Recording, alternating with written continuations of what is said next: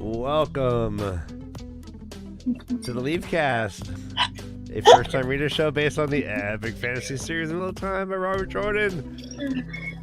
And here we have our triumvirate of first-time readers, a thruple of first-time readers. Yeah. Guys, we have no brother Dan, but we're gonna carry forward. We're gonna carry on the torch like a true Olympian, like a Wheel of Time Olympian, and we're gonna get through these chapters, these chapters are kind of hopping. I enjoy these What a happened lot. to your clothes? What happened to your clothes, Ryan? Is it laundry day? That's a good question. No, I was just on Twatcast for their 400th anniversary show, and I was drinking, and I took my shirt off with Jono. And you know what? It feels great. It feels great. But also, you know what?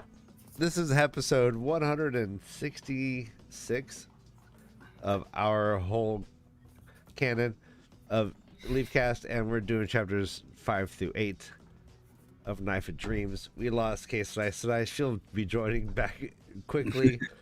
Dog in hand. Sorry, puppies are nuts. Dog in hand. Okay, I'm back. So it's we hope everyone's safe. We know weather is a challenge. You might be living in an area that just is getting indiscriminately bombed.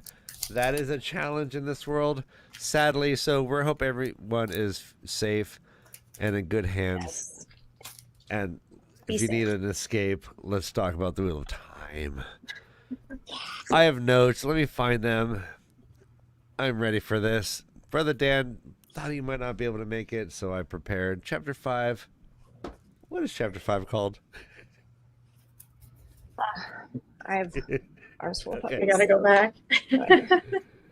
Damn it. All right. I thought I was prepared. Anyway, so... Strange. All right. What's it called? Something strange. Something strange. Oh, yes. I'm renaming it What Happens in White Stays in White.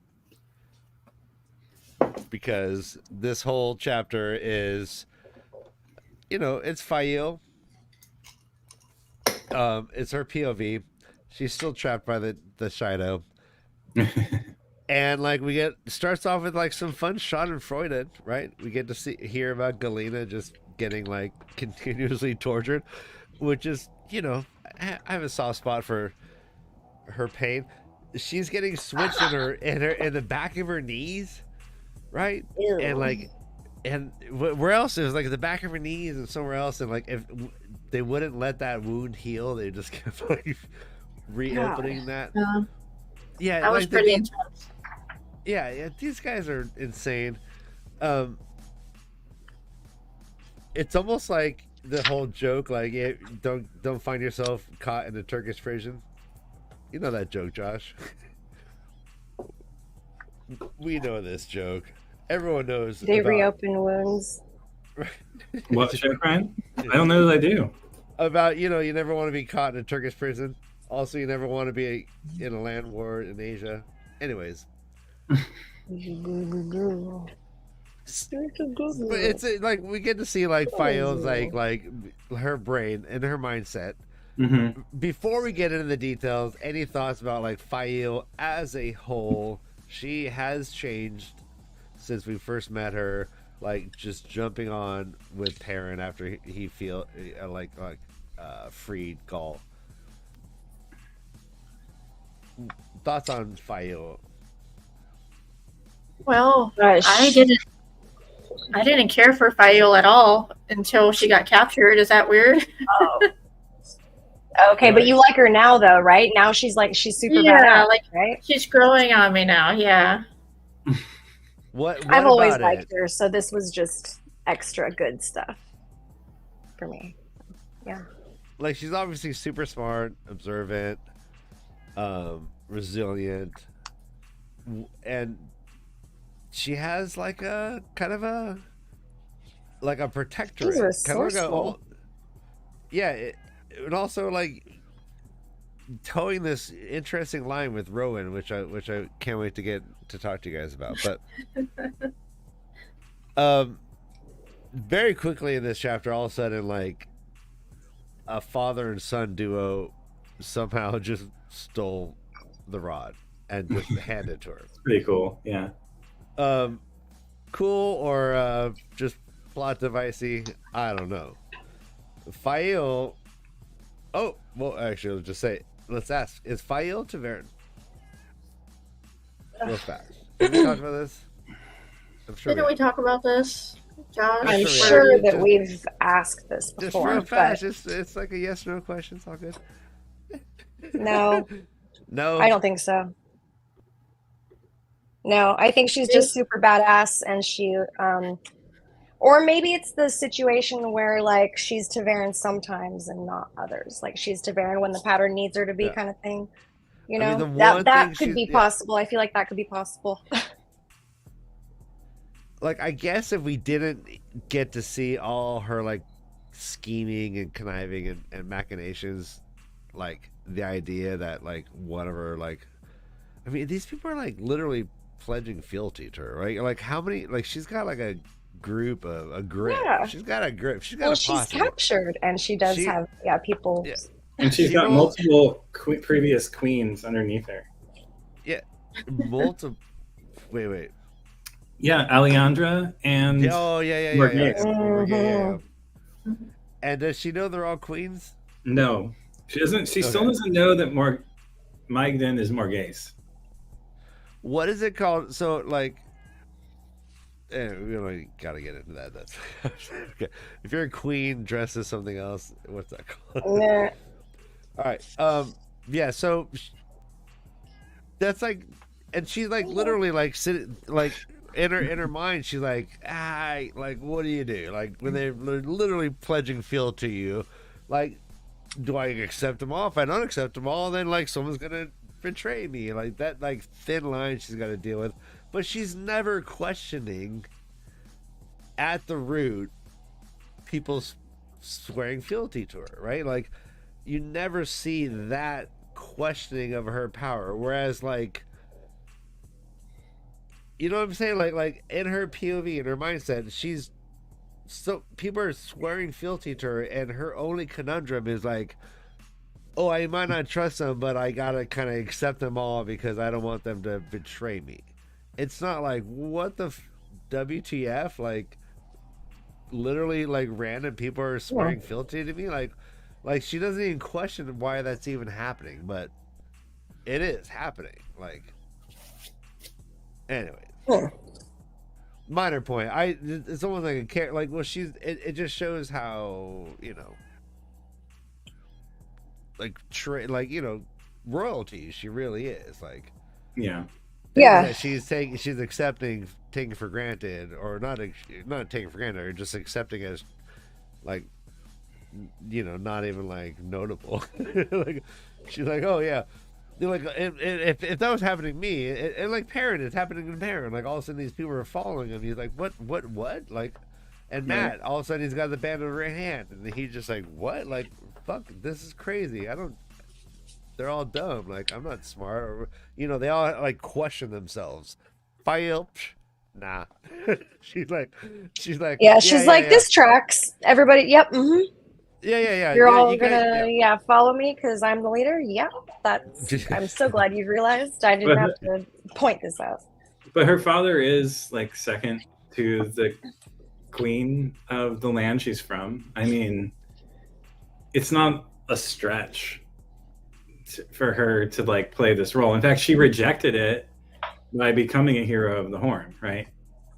That's maybe what's more notable is that like this is her falling back into her nascent state of being royalty,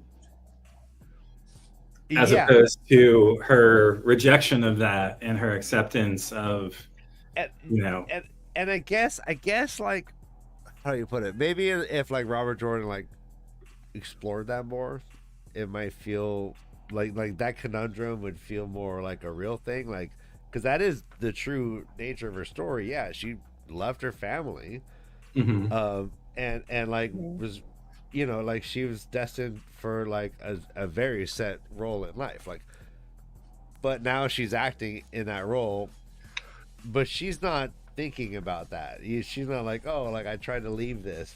It's not like she's having like a Godfather moment. She's like, the minute I tried to leave, they pulled me back in. You know, it's fascinating. But she is captured, Mm-hmm. and Indeed, she is. Alas. alas, she's still captured. But she's got a rod up her sleeve, Hey. in a hidden sleeve pocket, which There are so many Rod jokes in here. I wish I had had the book like right in front of me, but I'm sure that I can find some of them, and I do have one somewhere in here. Freya will let me put her down for a second. Oh, it'll be a sec. I'll get to it. yeah. Lots of Rod jokes. It's funny. Lots of Rod jokes. Hot Rod. But we got Roland. What do you guys think about Roland?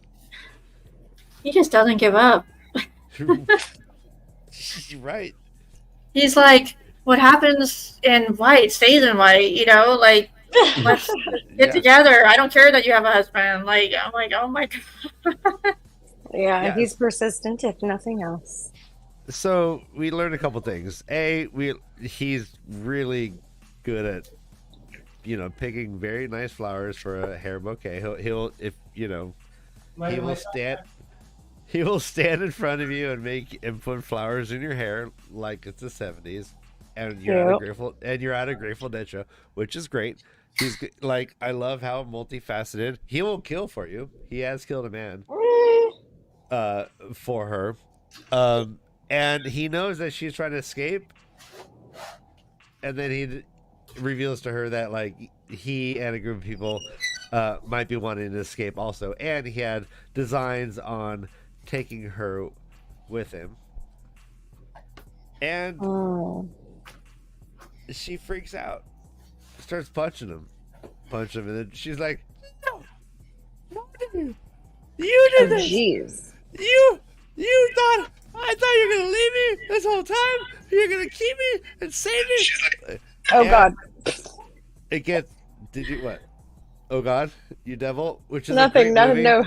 Oh God, you devil! This is his fail reenactment. Yeah. I know. This is epic. So Keep she's going. just Keep going. she's punched him in the chest. He's laughing. Uh-huh. It means nothing to him. She's giving it her all, and she basically is like, you made me think you're gonna leave me these people. You're gonna, right? So now she's got two options, like laid out before her. What do we think?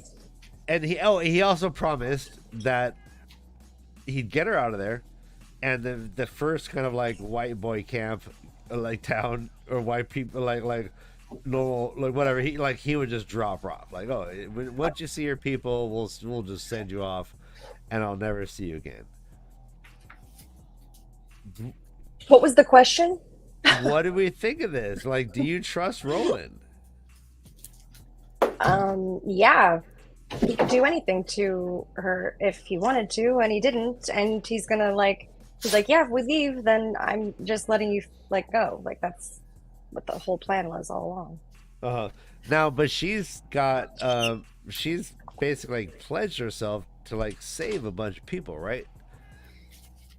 Or I don't know about a bunch of people. So, but and she swore to them. Yeah, she swore to them she would come back for them, and so what? I think that's. Hey, Kay, I'm just trying to create a conversation point. I that we can think all just she jump on. will. If you whatever you can do to help out would be great. I see. Yeah, I think I like that part though. I mean, I think she's badass. She's like, okay, if this is what ends up happening, then I'm gonna come back and save you all, and that's just very file badass of her. I liked this whole situation. So she's got two valid options right now. One is her plan to escape. Now Roland is another option to escape, and that's just kind of laid out. Anything about that chapter that I'm missing in your notes, Carrie? Yeah, you missed kind of a lot, but it's okay. I'm sure yeah. There's parts where I like the part where Savannah kind of got like a slap in the face in the sense that she's like trying to make these decisions, and they're like, no, you're not allowed to make decisions because we just sent somebody new to Ruidian, and they're going to be the new clan chief, and you're still not the clan chief, so stop acting like it. Right. Yeah. That was pretty cool. Yeah. Oh, we forgot to talk about the ripple. The ripple. Oh yeah, yeah, thank you. the ripples. What the hell was that? Yeah, it happened 3 times. She was waiting for the 4th time, She thought the but then 4th it time would didn't kill her. happen. Yeah. What? And like, yeah. Well, I mean, like, yeah. Any guesses? She felt like her body was turning to some type of transparent mist. I'm like, what the heck? Yeah. Everybody thought that because they Everybody. were all checking and like Yeah. they were all trying to touch each other to make sure that they were solid after that. They all thought they turned Yeah. to mist. And I don't which have it in front of me, but yeah, there's definitely a quote where they're touching themselves and then touching each other. Oh yeah, that was a good one. I was like, oh my god, they're touching themselves and then touching each other. Oh good. Yeah. You remembered it well though. Yeah. So they like, Nice job. So Josh, do you think this is like a parallel time event with the where Matt was experiencing the dead walking? Well, why didn't Matt? Well, my question, I was really expecting us to experience it through another POV during these chapters. Oh. And I was kind of shocked that we didn't. So does that mean that it's localized to them? If so, why is that? What did you But if think it it happened was? to them, did it happen anywhere else? We don't know. Right, exactly. Oh. Like after this happens, we're with Savannah. Like, Right. does she even acknowledge that anything happened? After it happens, we're with Savannah? No, yeah. No, No. no, we're with Fael in like with Savannah sleeping or something. Anyways, like in No. We don't experience anything after it other than her talking to Roland. Okay. Oh, well, I guess that's not exactly true. We hear about them getting stripped and searched. Yeah, it was just I just remembered Oh. as I was reading it, like she talks to one person about it, and then it felt like no one else really brought it up. Yeah, it's right. They didn't. Yeah, but like everybody else is trying to touch each other, right? Like, so what is that about? Like, just the people in her immediate, like nobody else, or you mean wait? Do you No mean one talked nobody to else in the rest of the her. chapter? Yeah, they might have. They Oh, literally no one might- spoke to her yeah. about it Yeah, and 'cause acknowledged she's it. Gaisha. Yeah. So she she had her like limited experience with it. Like like people might have like ran off and had like meetings about it. We don't know. Like Yeah. So what are our loony theories about what this was? Jesus, like, and it Well, came in threes.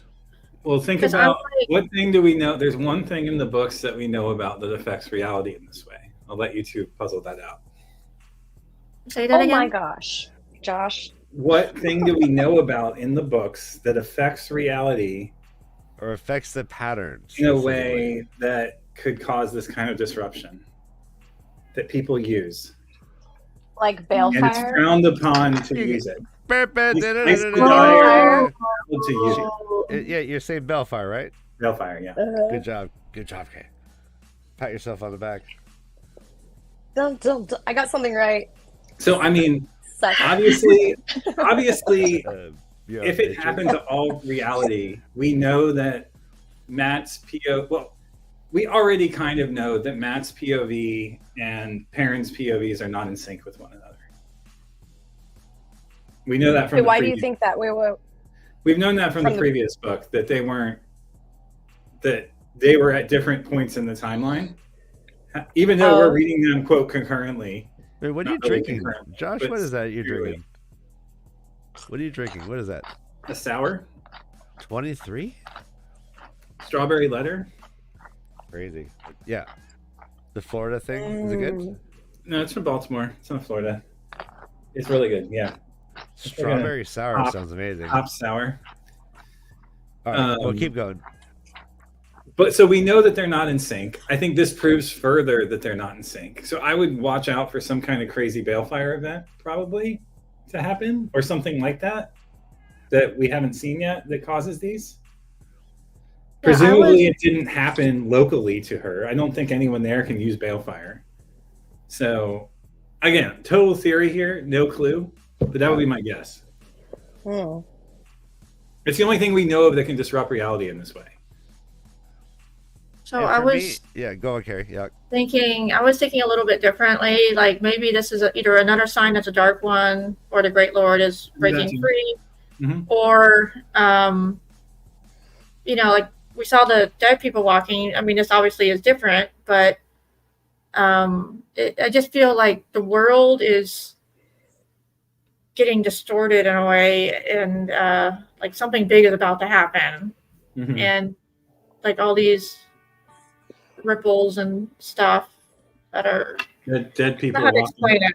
Yeah, like it's just I'm trying to remember what to compare this to. There was something I don't know if it was some show or movie I watched where there was something, but I feel like the world is The I don't the wanna say the barrier world. between reality and whatever else is becoming thinner for sure. The veil of Maya is Well- thinning. Did we see Fael last book? maybe like in yeah, one well, she got captured One last very week. Yeah, brief we- point of view, one yeah. chapter. Yeah, well, we see her be under the braziers, right, where Roland is quote taking care of her, has her bound up in the shibari knots. Yes, yeah. They're punished Right. her to be all Over cold at the- night, and he. Okay, wait, but do we see anything with Fael like at the same point in time where when Rand and Nynaeve are doing Yeah. their big channeling situation? Have we seen her doing that? Yeah, at one point all the people Okay. like the wise women and stuff were looking in a certain direction, I think. Yeah. And they were trying to figure out what Oh, was Fael was there. That's right. Okay, I remember Uh, that. Yeah, All right.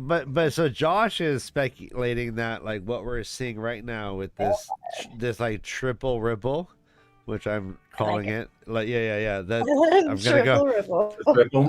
Honey, Ripple. let's get some ice cream delivery. Give me the triple ripple. But yeah, like so yeah, that triple ripple. Josh is saying like we might in subsequent chapters find out what that is in that type of writing where it's like you go back in time, right? And like right because he's playing around with time, right? Well, it could be too that whatever this is so powerful that it doesn't affect that it has an effect backwards in time, right?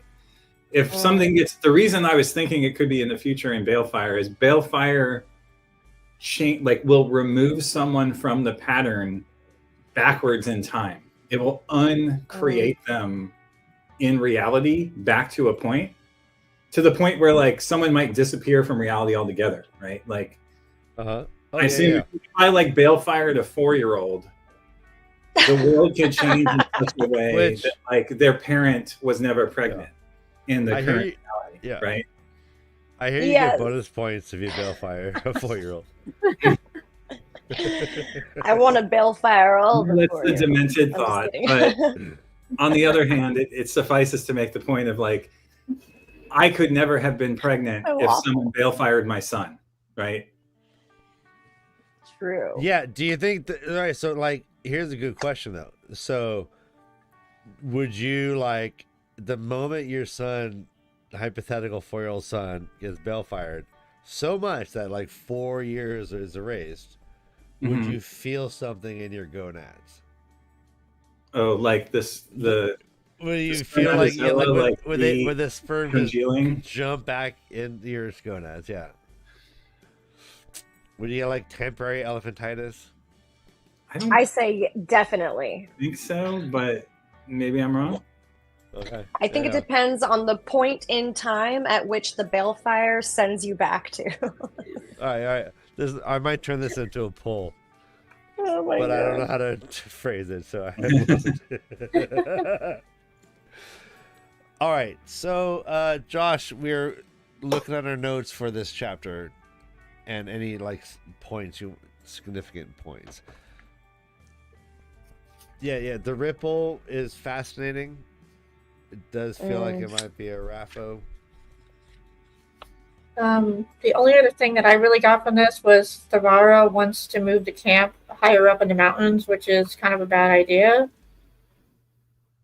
because of the soil and the water supply. But I don't know. I mean, they both drive me nuts, Thavara and Savannah. So, I mean, just to kind of. Josh, like, give me a historical parallel, like who are these people in history or in modern times? Like, Who are Savannah and Sylviana, or no, not Sylviana, Savannah and who's the other one? Thavara? I don't remember any of their names. Yeah, just it like. That's fun. She's like covering all her hands with rings. I don't fucking wear rings. Mm-hmm. But like, I'm telling you this. She is Trump.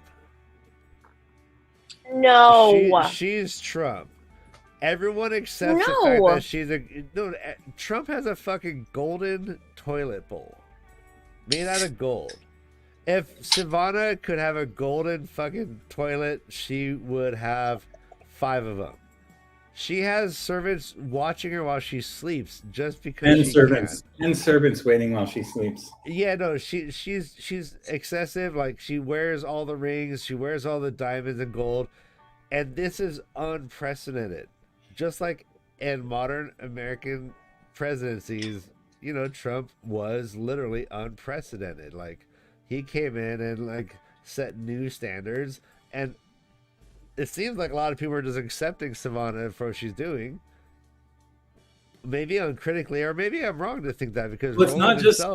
I mean, I thought it was interesting. It's not just Savannah. It's like all the IEL won't walk 2 paces to pick something up because they just have so many Gai Shan that they can tell them to do it for them. Yeah, it's almost like a.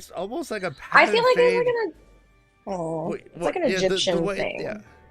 Egyptian. Tell me more.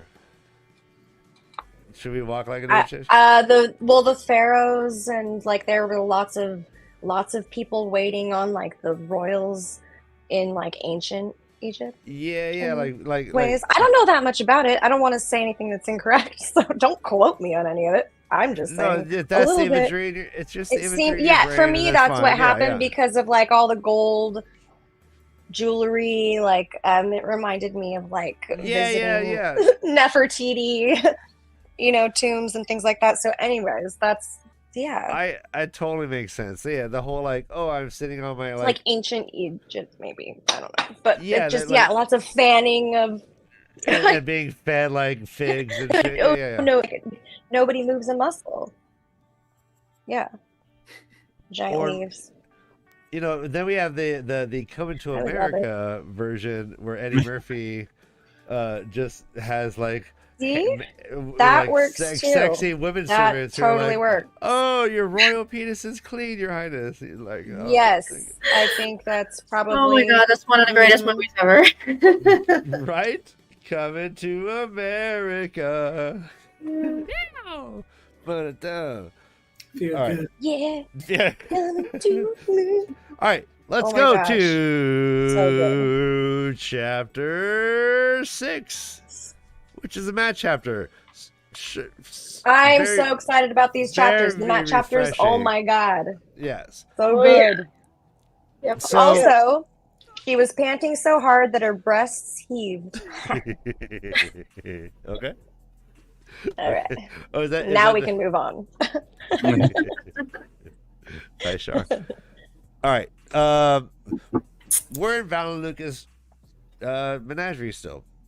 That guy, he's an entrepreneur. He reminds me of the My Pillow guy for Trump. What? I don't. Pillow guy. The My Pillow guy. What's his name? I don't know. I don't know. He's that weird guy. Hey, he sells My Pillows. And anyways, okay. Let's move on. Chat knows. Chat knows.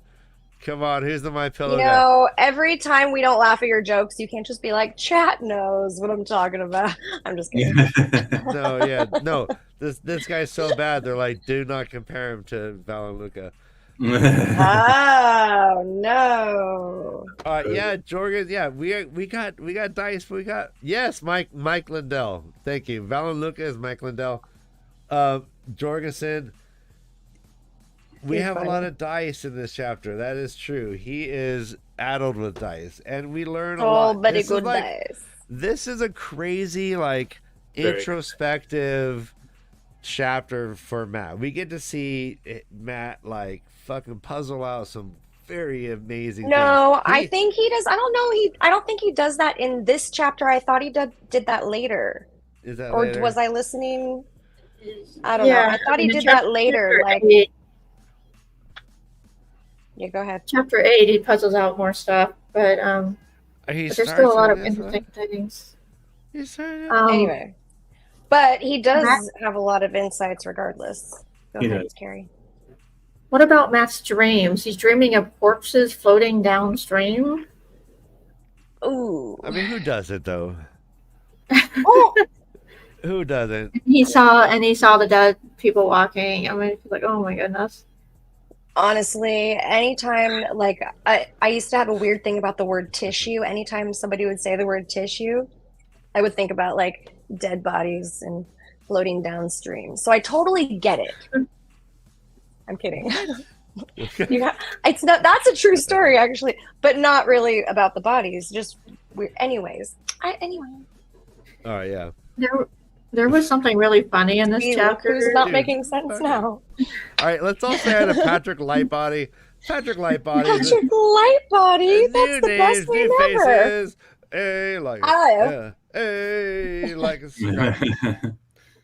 Hello, Patrick. yeah. All right, yeah. Let's get just like look into the soul right there. Patrick, come be happy. Patrick. I hope next What's week your favorite book? your YouTube Patrick. picture has you smiling because you've just enjoyed all of our content for an entire week, and you can't help but Right? smile. It's bound to happen. Yeah, just binge watch. I dare you. Don't do that. Don't actually. All right, Don't do that, Whataholic Patrick, okay? Aussie, like, thank you so much. And before the end of the night, I'm going to talk to you because you're amazing. Whataholic almost made me cry Yeah. today. What? What today? In a good way, in a good way. In a good way. Because he's amazing. I love crying. Good band cry. Good tears. Good tears. Yeah. I don't trust him. I'm just kidding. Ben's always making us cry in a good way. He's the most All right, like so- beautifully poetic poet. That So- see like that shit. Right I love it. So Matt is like analyzing the dice. And at one point he's like, did the dice just slow down? That's later. And then no, is this no, I all right, well, okay, let's go to the chapter. All right, so Valenluca makes at the beginning of the chapter, Valenluca makes a comment about Taverin. Yeah. Does he know that Matt is Taverin?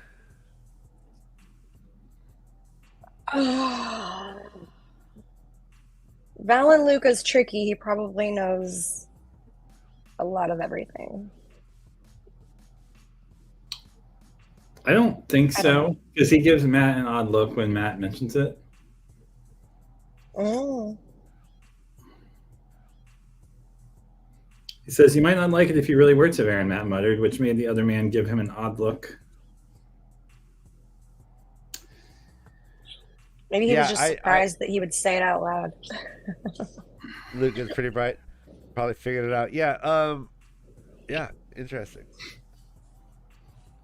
Yeah, Like, I it feel was that him like he's probably just right. kind of like peppering him to see his response, and then Yeah, maybe. you know. Ugh. All right.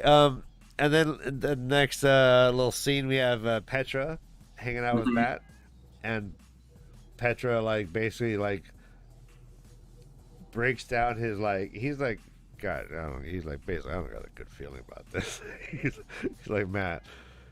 Back in the day, like we got some soldiers up here, we'd be out, boom. But right now, we gotta stick around, gotta make some coin. And Matt's looking at this guy like, you've not said more than 3 words in a sentence, like literally ever. That comes later. Tim, I'm doing the best I can. But I mean, but what happens Gary and before I that? both had the feeling. It's like when you read these Matt chapters, you really can tell like Robert Jordan's in his stride, and Yeah. it just feels more natural than any of the other characters. Mhm.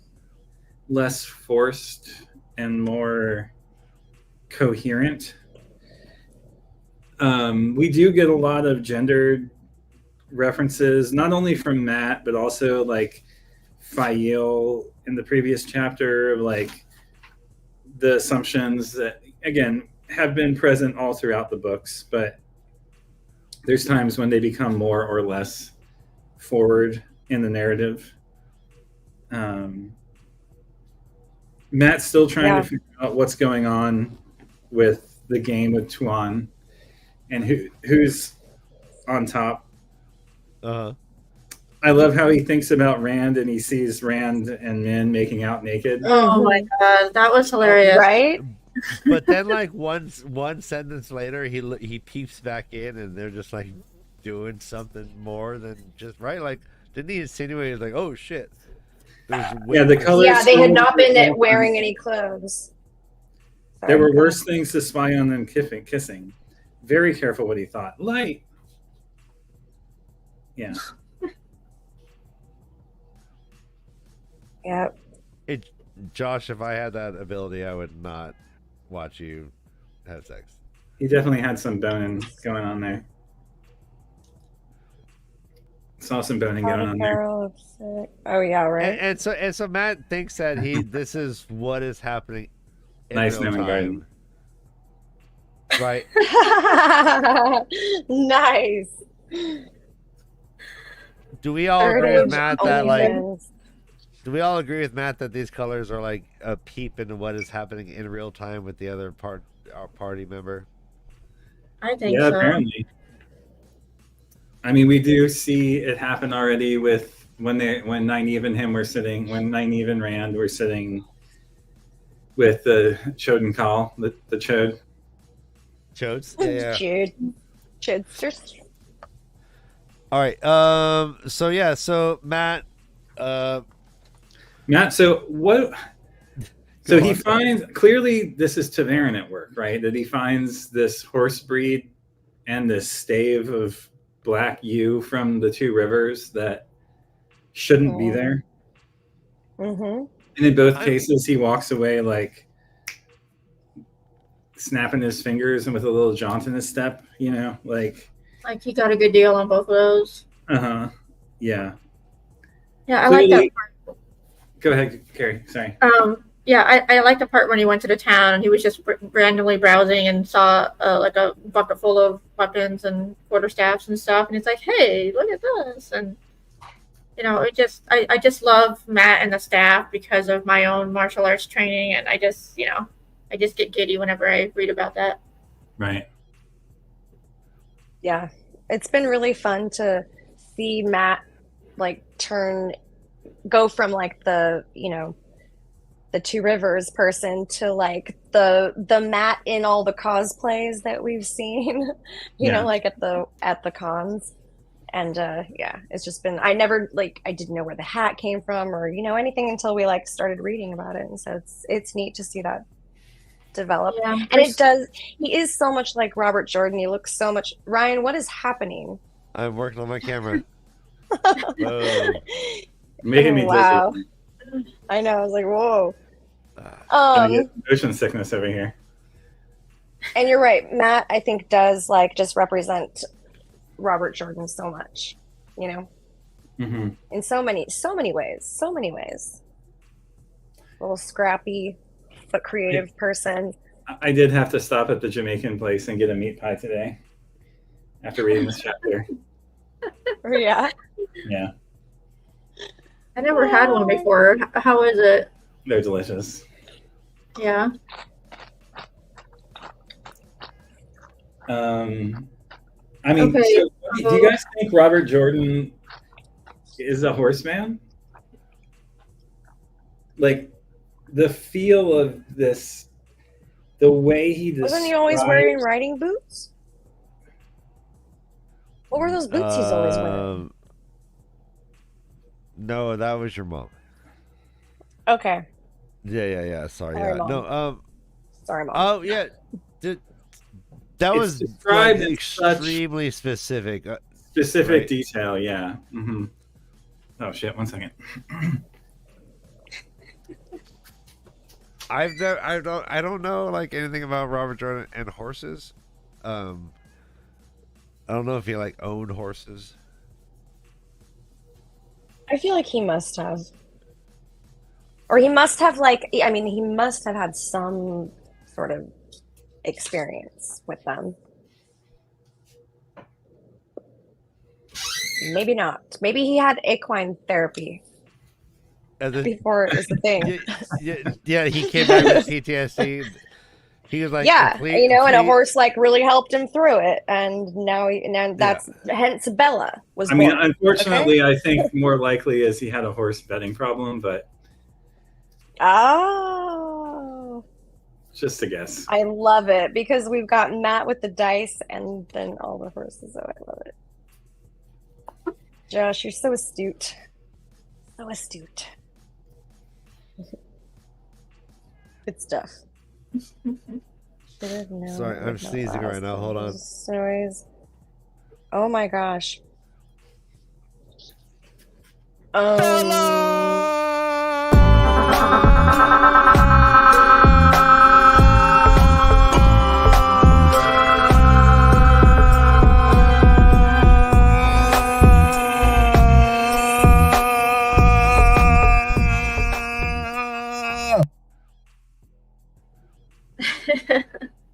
yeah.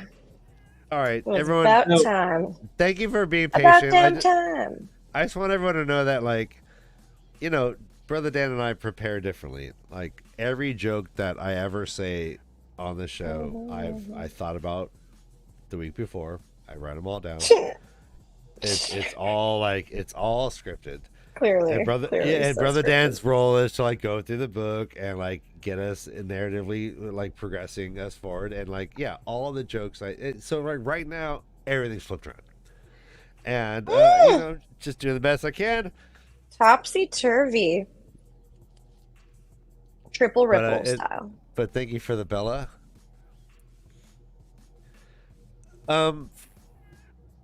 Here's Thank is you this for the Bella. speaking of meat pies? I think that the quote is juggling pies and wiping greasy juice off of his chin. Yeah. Okay. All right. How about this one? He could get his fist easily between her. Yeah. Between, yeah, I think it's between her ribs, right? Yeah, but I'm cutting it off, so. Yeah, but like, but also like, isn't that fucking crazy? Like, what does that mean to have your fist between her ribs? Yeah, I don't like it, but Like that's like, is that a thing? Is that a thing? I don't- Horse people, I don't- like, That's- do you really want like seems ribs like- so? seems like you maybe don't. I think like Flintstones when they order the brontosaurus ribs at the drive-through. Ew. Right, the thing that would top yeah. the thing over. I think that The- had the a carver. fist-sized space between both. Oh, Yes, man. we're doing Knife of Dreams 5 to 8. Is that not clear? As we talk about Flintstones. Hi, Dale. We're currently on page 178 in chapter 6. They were Oh, wow. obvious farmers. Okay, so Yeah. So one. so he's just kind of like frolicking through town. He's on a walkabout. He's shopping. He's living his best life. He happens to find a black Yule staff, and you know he buys it. Not really noteworthy, but he. So he's what like, I was "Oh." going to say is clearly Yeah. this is going to come back later, right? Like Mm. He's obviously. Hey, Case Nice and that chewing is so loud. Jeez. Oh, sorry, it's a pickle. I know it. We're in a pickle when you eat that. Yeah. Go on, Josh. Yeah.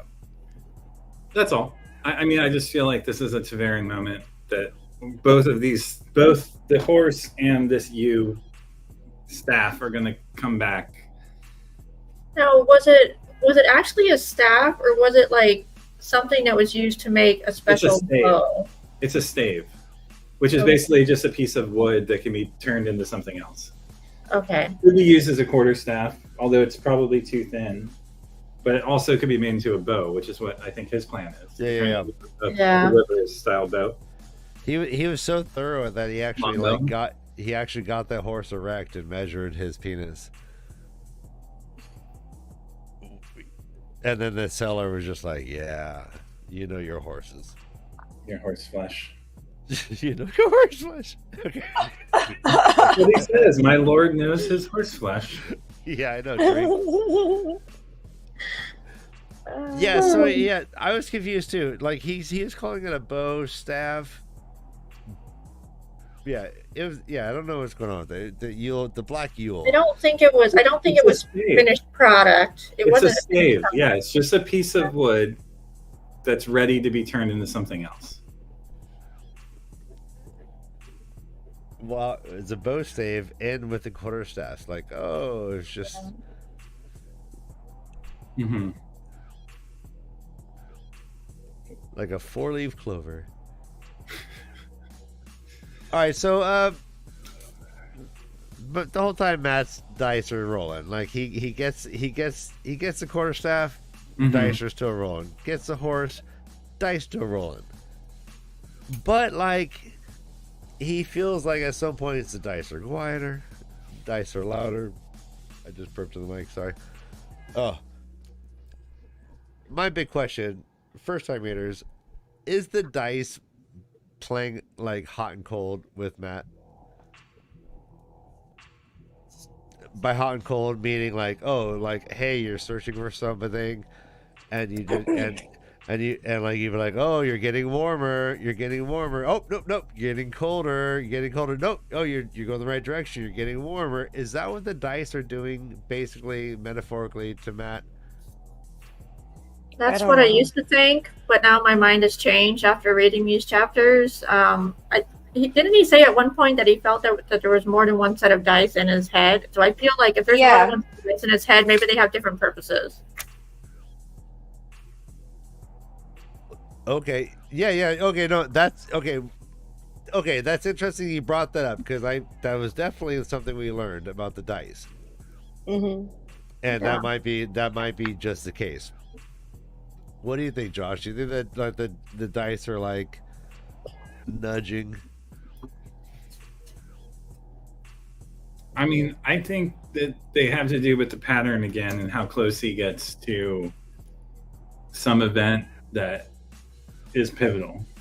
Like could he learn how to like make like change his actions by like hearing the subtle nuances of what the dice are telling him? Mm. Like he'd be like, oh, I'm gonna go up to Tuon and give her a kiss, and all of a sudden the dice are like getting louder. He's like, oh no, maybe I'm backing up. The dice are slowing down. He's like, okay, that was too fast. I'm gonna, give her a fist bump. Dice are like, yay. Maybe. You know what I mean? Like, yeah. Interesting. Okay. It was interesting to me. All right, so Matt's hanging out, and we hear Noel. I thought Josh would have really liked this part of this chapter. The Jane Farstrider reference. Right, yeah. So Noel's just sitting there talking about like some land beyond. First off, if you're right, how dumb is Noel?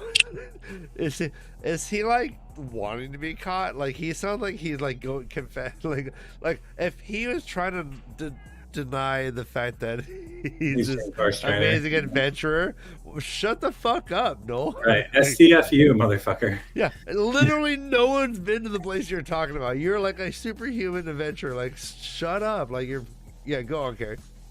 Okay, so I was confused on this. So I originally thought that he was Farstrider, but he said he was related to him. Was he just Well, lying? he's lying. Yeah.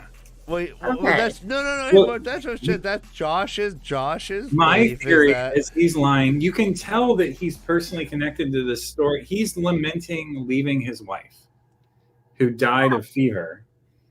You can see that it's him, and it's a thinly veiled lie. I mean, in my opinion. Did you come Has out? his What did you come memory out of the been thing? warped somehow? He has holes in his memory. We know that, right? Hmm.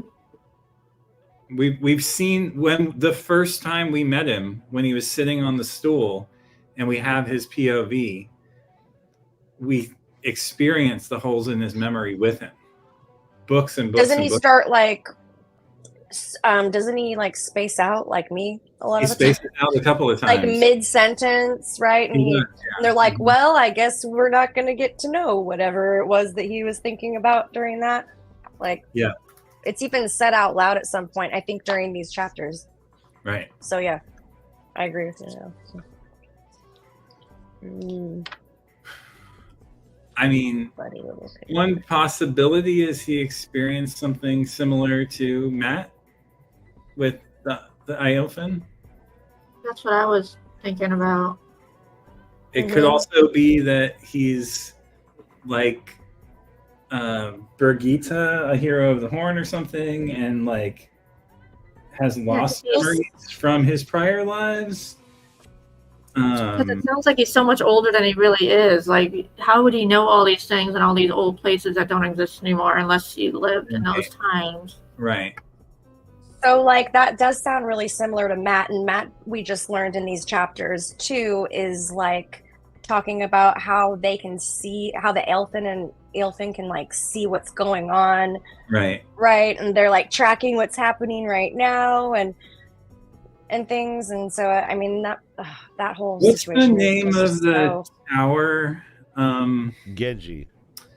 The Tower of Genji, right? So Yeah. I had a friend- doesn't named- Noel make some comment about the Tower of Genji too? Oh, I think He you're did. right. He did. I forgot about it. And I mean, I think that that's somehow connected. I mean, we know that Wait. Did they physically walk past it and he label it that? Was that someone something? labeled it. Oh, was that him? Well, didn't parents walk past it in like the wolf dream? The wolf. Well, dream. that I too, love yes. that. But they I also love walk that. by it in real life, and someone points it out. Really? Yeah. hmm Wow. All right, you're getting a Josh on point from Oh. Wadaholic. And we think that that is connected to the Iofin, which again, if it is, that could be how Moiraine comes back, right? Right. Strider disappeared into the tower in the World of Dreams when Perrin was changing it as well. Yes. Yep. And that would Yeah. help explain why he's so odd. And has like Yes. two personalities and can come and go out of the World of Dreams, like in the flesh and like. Yeah, So I don't know. There's something weird going on with the Tower of Genji. We don't know what it is. for It's just- sure. I mean, I feel like it's just like a major time warp thing. But yeah, we don't know what it is because it also could be like, what is all this stuff with like knowing so many different lives of people past in such an intimate way Right. that is consistent with like everybody that is heavily involved with the Elfin, like, and this tower. Because they were sitting on top of the really high stools, right, inside of the tower. The towers, yeah. They're sitting on top of like these tower kind of things. Yeah, Hmm. so crazy. That was so long ago. We knew it was going to be important, though. Yes, Manipulating time in some way. Oh my god, it's really fucking raining here all of a sudden. Yeah. Oh, Like I don't want to talk about rain anymore. no. Carrie's traumatized from her. Hurricane, Yeah, I right? Is had it- what, hurricane? I had a rough in with a tornado earlier today, but I somehow got out of it and got to safety. So Yeah, Oh, you know, Unscathed. hey guys, have you seen the movie Twisters when like everyone's hiding and the Twister's coming and it's all tense and everything? That was what Carrie lived through, but nothing blew up. Like everything, like it just passed over. Thank goodness. Yeah, absolutely. But like the buildup was real. Okay. What, Josh? Help me out. Unrelated to what you're talking about. I'm sorry. Yeah. How So dare you? do we see? We don't meet Noel until after the horn is blown, right? Yes. Didn't we Horn meet is him in? blown. Too. Was he in Abu Dar when he first arrived? He meets Matt. Well, we see the scene with him on the stool when he's watching the house of the black. Was it Boers or was it? He's watching the house of the Black Aja, where all the Dark Sisters are. That Masana, I think it was Masana, was coordinating.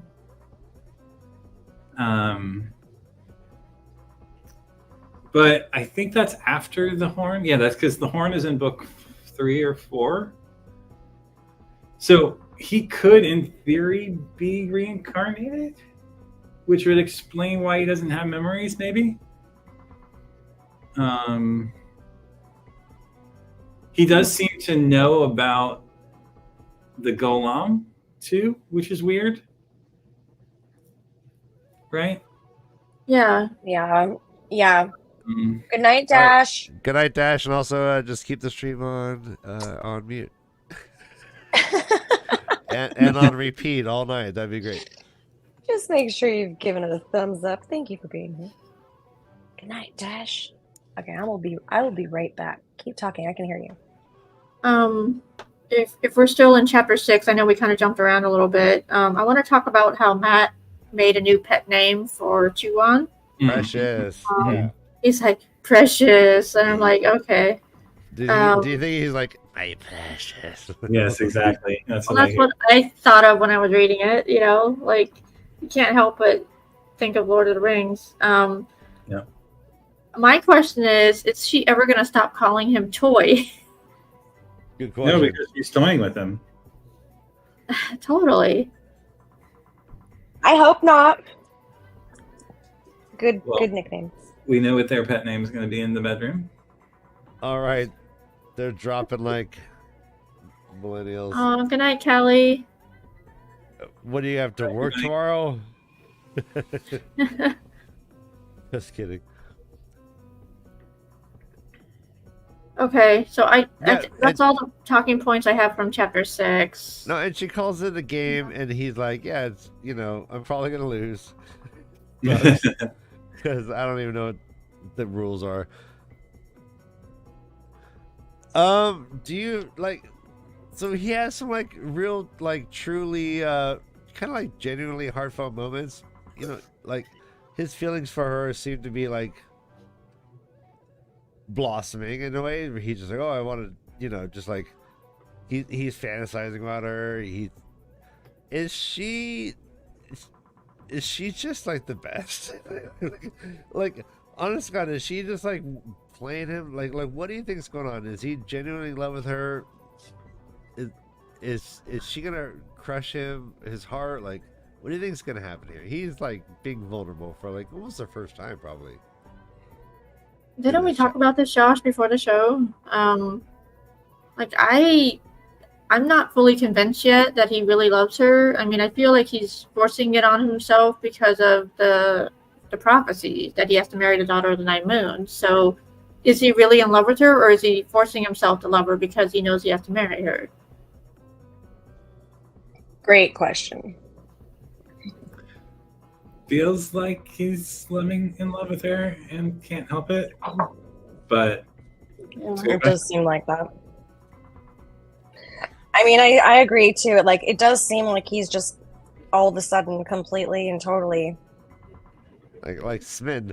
It's on some level, ridiculous. like, So he's like, once he had mistaken her for a child, you know, like, but that had been because of her size and Girl. her face He's- had been obscured by transparent like, veil. But without "Chew that veil, on, like, he's just, yeah, you'll he's be just a like woman so soon." totally. Yeah. No, it seems like she's not the type of girl that he would normally go for.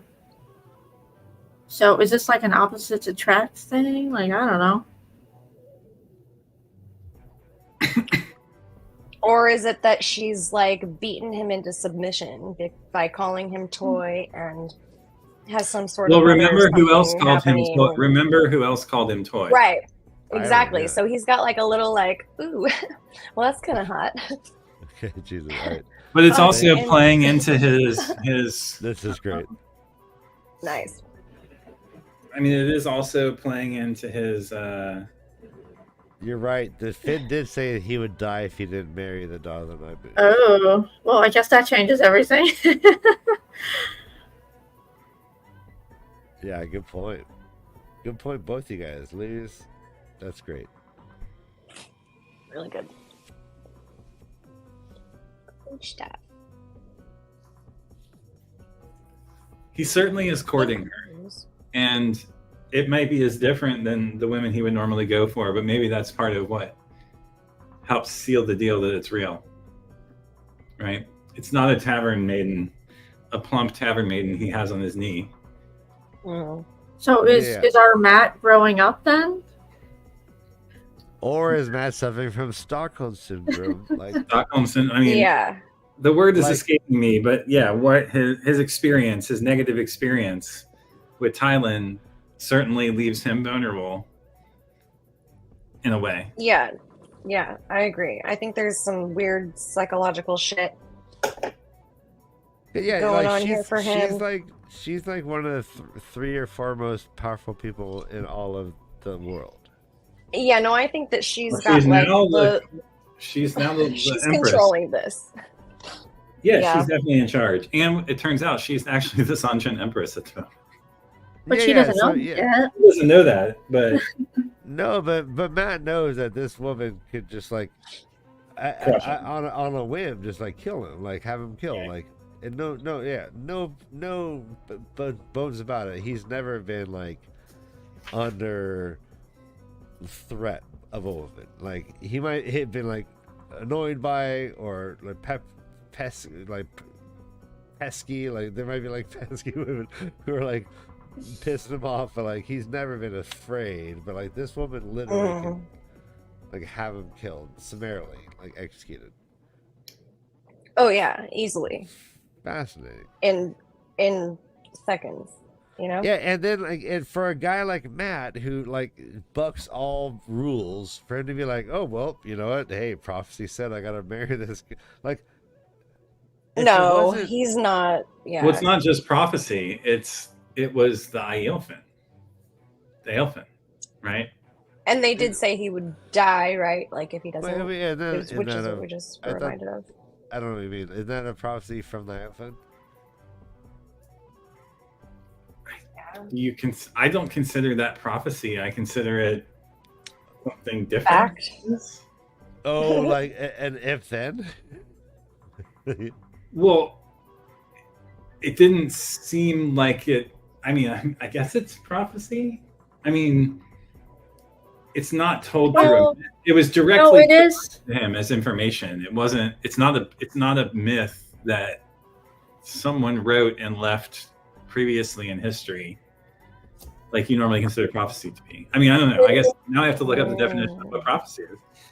It is prophecy because in a previous chapter, Noel referenced a piece of the prophecy where it said the raven was going to marry the. It is a part of God, that what the too. hell was it? Yeah. So Yeah, but that's Raven and the different, though, Fox. like- The No, Raven and the but- Raven and the Fox. No, but I hear what Josh is like getting caught up on, because like specifically what Matt has in his head is that the Aelfin has said, you marry the daughter of the Nine Moons or you will die. Now, like that framing is like a prophecy would be like, oh, the man in the black hat marries the daughter of the nine moons, and right, like a prophecy is not like a direct if this then that type of thing. Like it seems like it almost falls under a different category. Is that what you're getting caught up on, Josh? Yeah. So, I mean, this is Wikipedia. In religion, the prophecy is a message that has been communicated to a person, typically called a prophet, by a supernatural entity. Prophecies are a feature of many cultures, right? So, it's paternal knowledge, or for example, of future events. So, I guess it's like direct prophecy, but is it direct? It's not the Eilfin who are controlling it. Yeah, I guess it's prophecy. It's such a.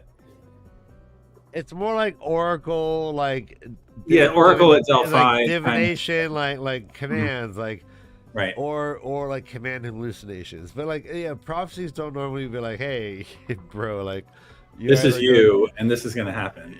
Yeah, like if you either start shopping at Trader Joe's or you're gonna, But oh, you will have sight. Okay, what is this? That's too many words. All right. Kill what? By those that wish to prevent that fate. All right. What I love about chapter 7, I don't have very many notes, but let me just go through them. He does say at the beginning, that would put a weasel in the chicken yard for sure. That's fun. That's fun. That reminds me of that's like book 1 fucking Matt right there. That made me so happy to read. That was the best thing. And then so then we have this issue with Shanshin soldiers enter the camp. They like kind of accuse some people of some bullshit, and then they're like, hey, who wants to join us? And then one of them like directly says, yo, Matt, like you look like you could be a soldier. You look like you could take charge of me. Give me orders, which is fun. Mm-hmm. He's like, yeah, I'm no soldier. But what about the part where the officer lady believed Matt over her own men? Yeah, who lied that they were trying to like sneak in to the show. I thought that was funny. That's interesting for sure. Yeah. Help me fill in all the blanks because my notes are basically done after this. So when the soldiers approached the show, they tried to sneak in without paying, and then that's when Luca's entourage all got their clubs together and went to the entrance and tried to, you guys want to mess with us, we'll mess with you. And then the lady soldier showed up, and she's like, hey, what happened here? And the soldiers are like, oh, we gave them money, but now they're asking for more. And then she's like, turns to Matt, and she's like, what happened? He's like, nope, they're full of crap, and they try to get in without paying. Oh, well, I'm going to dock 10 days from your pay, and you have to go do the work in the camp. Yeah. Yes. But then, like, they left, and then she just basically started recruiting like she was, like, in high school. Yeah, that was hilarious. Like, hey, you want to be part of the Ever Victorious Army? Like, you want to join us? Yeah. You might get 3 meals.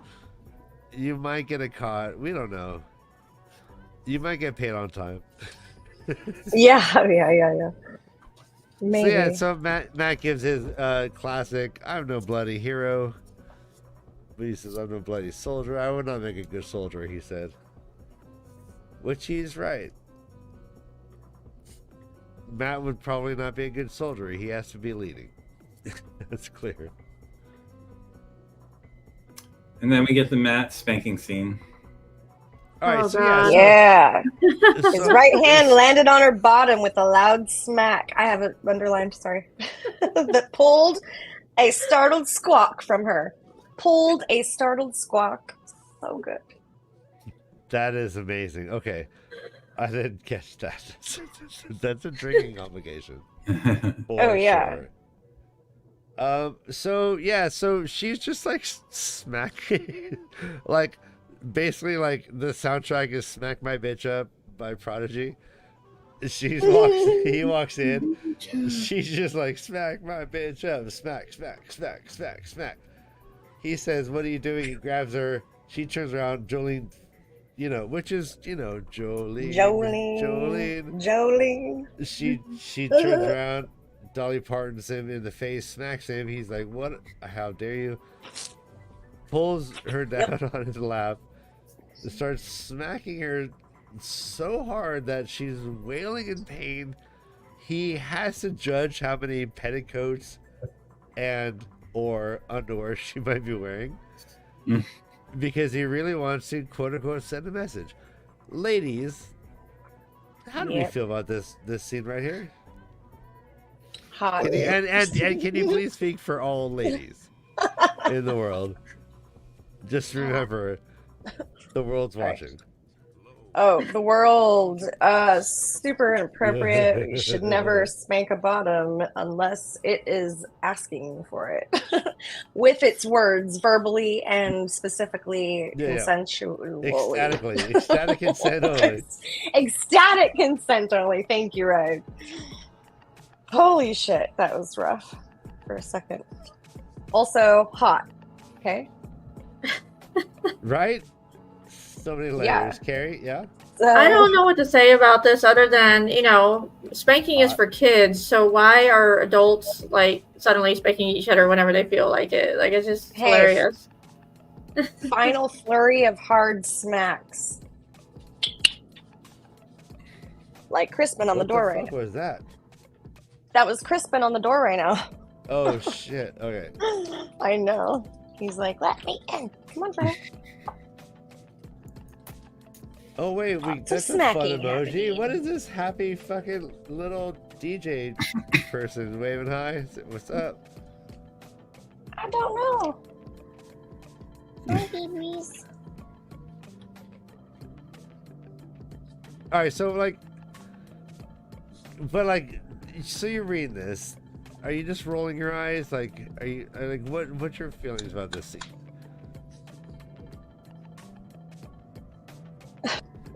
I was just more like, well, I mean, the thing that caught not the spanking aspect, but the part that was really funny to me was they kept trying to use the power on Matt, and his medallion kept going cold.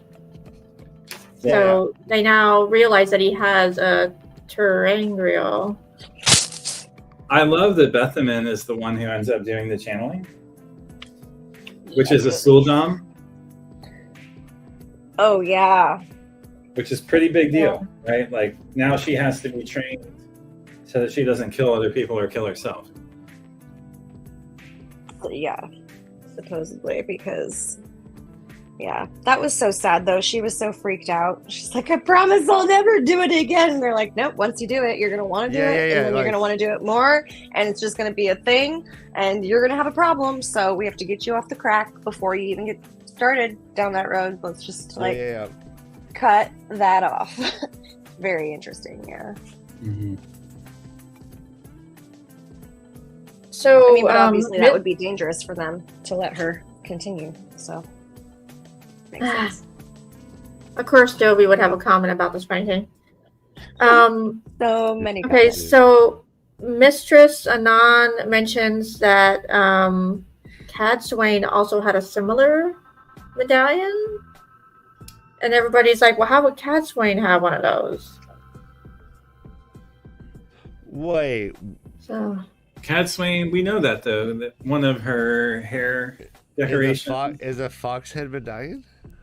No, it can stop channeling or absorb channeling, basically.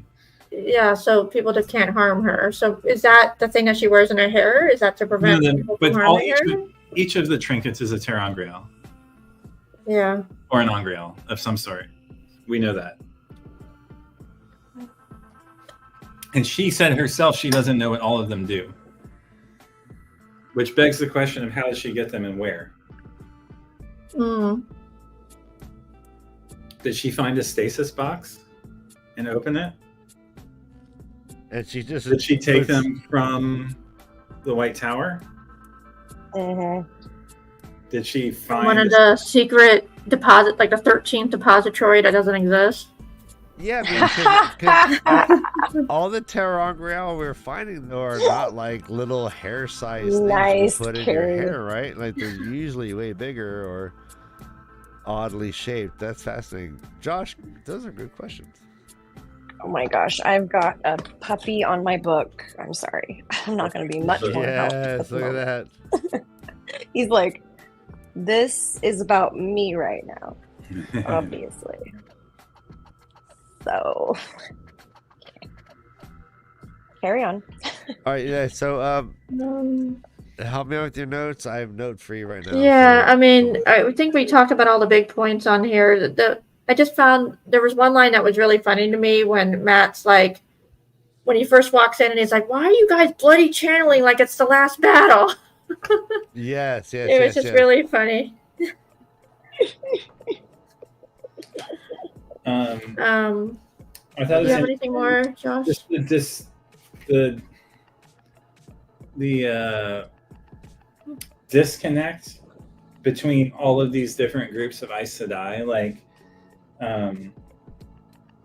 the Aes Sedai here are like, oh, you're too old to be a novice, but like Yeah. the rebels have already accepted all of these women from the knitting circle, right? And like it's just there's so many parallel understandings that are different of the rules of engagement. Yep.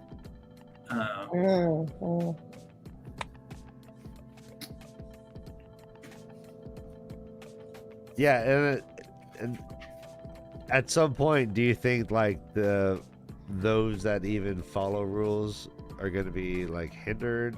Will that be like a deciding? How does this all get factor? resolved when when all of the members of the tower come back into, Yeah. or Yeah, will they're there kinda be a like white making up- tower after this, right? They're Yeah. kind of making their own rules because they're all off. A lot of these women have been away from the tower for so long. It's hard to get information unless they get, letters from their sisters elsewhere or what's going on. But Right. they're kind of like using their best judgment. But is their best judgment correct? I mean, Okay. Patrick Lightbody is Those suggesting that colors. we have a corgi Trolloc, and that makes me smile.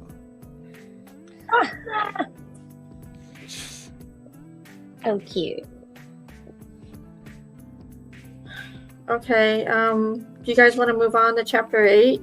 Yeah. Yeah, good call. Okay. So chapter Hey, 8 has a hey, lot we're- to unpack. We're doing great, guys. Hey, Dragon's hey, eggs. Josh, not on camera, please. You don't want to see this? Just murder on camera. Like if Case Ice I just grabbed our puppy and just wrenched his neck and killed it, that's the same. I'm like, as you just- I'm saving him from himself right It's now. literally the same as you just smashing that bug with your hand. How big he's gotten. Remember when I could hold him with one hand? Yeah, his head is. He's huge. so He's chunky huge. now. He's the biggest guy ever. Okay. one Yes, thing right. Yes, he just killed Tinkerbell alive. Like, and he's not even repentant. Not one part of his soul is like whatever. She's He's such like, a bitch. Stop annoying me. Yes, He is such a bitch. he's like, I've never believed in the That was Tinkerbell the curve. best response ever. She's Um, such a bitch. One thing I did want to mention that this reminds me of is Matt and Aludra, and like how Matt's been fascinated by the night flowers and fireworks generally, explosives generally, since getting some from Aludra for saving her and using them during the battle Yep. at what's the name He of did that? something at Tyr, At Tyr, Tyr, the yeah. tower. Stone of Tyr, right? Yeah. And he wonders in 2 chapters ago, like what she's getting delivered in bulk in these barrels, right? Yeah. Our Bell Founders, right? And the Bellfounder, yeah. And he's really like focused on it. He's trying to like suss out why. But we hear like his thoughts, right? He confronts her. Right. Stop. Give it back. All Stop. right, so like, who here is in love with Aludra? I'm gonna raise my hand. I think Eludra is like what, like of all the female characters, like she seems the most real to me. Like she obviously wants to bang Matt, but she won't let it happen. She's got a higher purpose. She knows Matt's no good. But she'll play with them. She'll tell him the truth. She's always telling the truth when she's not like evading a question. Like she's a truth teller, and yeah, like she is just like a woman on a mission. Her mission is she's got a revenge plot against Shanshan. She's gonna kill a bunch of Shanshan. But Okay. yeah, I think their interactions are so intimate and like hot. Yeah.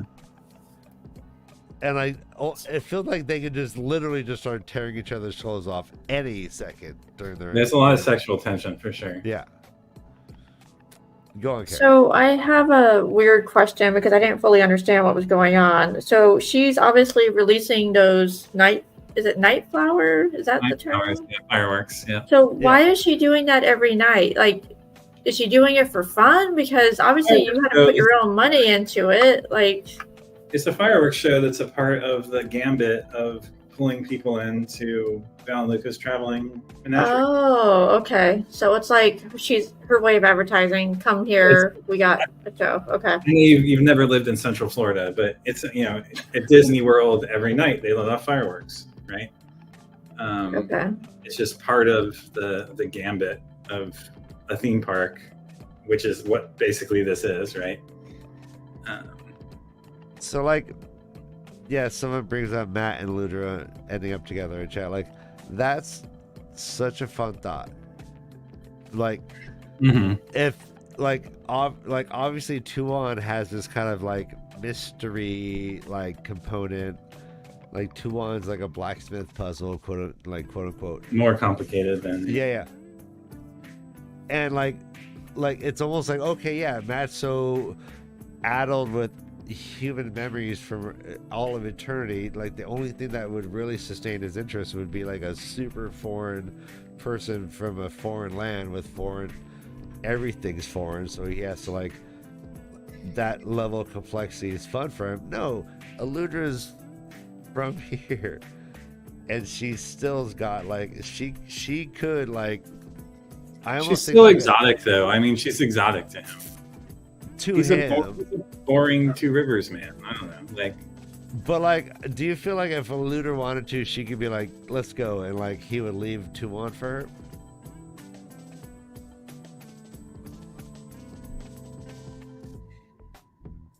And would he be happy?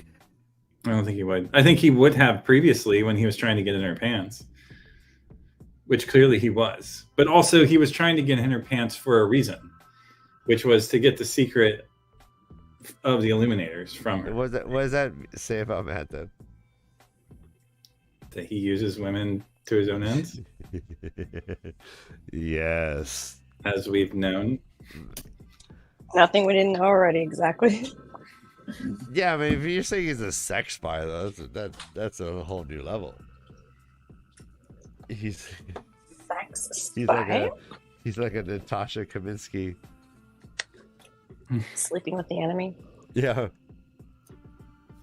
Okay, so Thank you, Eludra is making these big weapons that are really heavy and require special planning to move from place to place, and her sole purpose is to smack the Sanshan down. They're But- basically Yeah, it bombs. is. They're artillery, right? She's making artillery. Okay, but doesn't this cause a conflict? Because now we're finding that people are aligning with the Sanshan in multiple ways. I mean, we saw it with Perrin and Rand are now aligning with the Sanshan. Mm-hmm. and Matt is aligning with them in respect to Tuon. Matt is ultimately laying the groundwork. I mean, we saw in the Perrin chapter last show that when the Banner General accepts Perrin's offer, she mentions Tuon by name. Mm-hmm. May she live forever. Mm-hmm. Mm-hmm. So we also learned from Tuon, I can't remember which chapter it was in. Maybe it was this one, where she says that, yeah, she mentions a prophecy where the Dragon Reborn must kneel before the Crystal Throne before the last battle. So how is Aludra wanting to hurt the Seanchan going to affect the outcome of aligning with them? Well, the thing is, in the end, she's not going to be the one pointing the weapons, right? Okay. Matt even says Rand is the one who can get these made. It's a secret that only these people know. He's the Dragon Reborn, right? Mm-hmm. She's not going to be the one directing these things. She's the one manufacturing them. Okay. I think in the end, who they are directed at will be a decision that is not hers, right? And this is kind of the very nature of weapons manufacturers in general. Like, I mean, this gets to an ethical quandary in real life about responsibility and weapons manufacturing and like large scale war machinery, right? Like, All right, Josh, real quick. My hero is in chat. Kermit the Frog, 1981-0. I don't know. I don't know what you mean. Kermit. We're on Twitch. Are you we're letting on people YouTube. join? Yeah, I don't. Maybe like he's like as guests. We're not doing guests right now, but like if you like hung out for like a couple months and you're cool, maybe you'd be a guest on Join the show. Discord. Oh, you want to join Discord? Yeah, let's. There's Go that into too. Discord and yeah. There's a huge community of Watt fans on Discord. I so don't know. we do see one set of dice stop rattling in Matt's head. So that backs up this theory that you had, Carrie, about there being more than one set of dice, right? Okay. Rolling concurrently. And he just learned. He just learned this himself. He's like, aha! He's like, There are more than one pair in the cup. I'm getting this down. And then Matt dreams of death and large-scale destruction because of the dragon eggs. I mean, it's pretty straightforward, right? Like, these are weapons of mass destruction. They're like WMDs. And the Dark One is laughing during his dreams. What does that mean, right? Like, do we take that to mean that he's doing the Dark One's work, the Great Lord's work? Well, Is couple- destruction, can it be used to win this battle or not? a couple chapters ago, we had the Forsaken plotting against. Now their targets are Karen and Matt. So Right. maybe the Forsaken are up to something and they're messing with him. It's totally possible. Well, I like that you brought up the dream thing because, or dreams in general. When was it that we were just talking about before? Like, Matt being obsessed with Tuon, and we're not like exactly sure what's controlling that. Mm-hmm. They mentioned that he's like dreaming about her also, right? And then I don't know. There's just lots of dreams. I'm super distracted because the puppies will not stop harassing me, so they won't be quiet or unless I like play with them on the side. So I'm just a little difficult to talk. Sorry. No, but yeah, Anyway. you're right. You're right about that though. Like he does say that. Okay. Yeah. There's lots of so it's just interesting, fun stuff. I feel like it could have something to do with the whole elfin thing at some point too, and like and just the time fuckery that we keep seeing, right? Like, does that have anything to do with the dream world, or like the fact that dreams are happening and that he's seeing things in dreams and experiencing things in dreams? I'm sorry. I don't know. Back up. I want to understand where you're coming from. I think this is important. Like, can you what you're saying? So when Matt's talking about how he's like actually like really smitten over Tuon. Mm-hmm. In this chapter? Yes. No, in the previous, like a couple chapters ago, but this chunk of chapters. Okay. But like a couple chapters ago. Yeah, so in the first Or- chapter, he's talking about being smitten with you. Yeah. Mm-hmm. Yeah, so his dreams are mentioned, and it's mentions that he dreams about kissing her lips, something to that effect. I He's don't dreaming remember about kissing her lips and stuff Yep. too, Yeah. specifically. And then and so he's dreaming about it, you know, but like this is a change in behavior that's like, oh, okay, now he's totally in love with her. And is it just because he believes that it's going to happen, so it's prophecy, or is it something happening? Like, is he being compelled in some way, or compulsion, or is it being translated through dream fuckery, or I don't really know. Like, do the dreams have anything to do with it? Because also, like, yeah, they're here come the dreams again in this situation here. Oh my god, the puppies are going crazy. I feel like we only hear about him having nightmares in these chapters. I don't recall him dreaming about her. I mean, I think this Okay. is what you're talking about. It's a passing reference. We don't see him having a dream about her. He's just like, oh, No, I dream about... it's not. We don't see her have. Yeah, It's a exactly. We passing don't see it. reference. Yeah. He's more like daydreaming about her. Okay, and he might convince her to give him a few kisses with his full lips, like he dreamed about that sometimes. I don't think it means he dreamed Right. about them at night. I think it means he dreams about them, like daydreaming. Like daydreaming. Yeah, I didn't read Oh. that as like, oh, I had a nightmare about that. Right, I read right. that as like, oh, that's a fantasy of mine, Okay.